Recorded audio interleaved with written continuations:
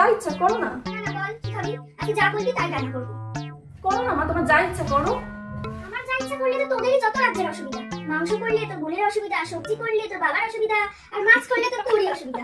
বল কি খাবি? বললে রান্না করবো, না করলে আজকে রান্না হবে না। ব্যাস, আমি আর পারছি না যত রাজ্যের খাওয়া। তাহলে ফ্রাইড রাইস, চিলি চিকেন বা মাটন বিরিয়ানি এটা করতে পারো।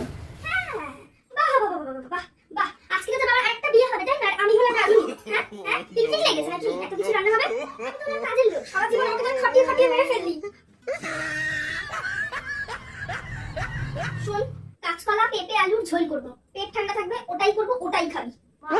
তুমি যখন সেই নিজের ইচ্ছা মতোই রান্না করবে, তাহলে আমাকে কেন জিজ্ঞাসা করো?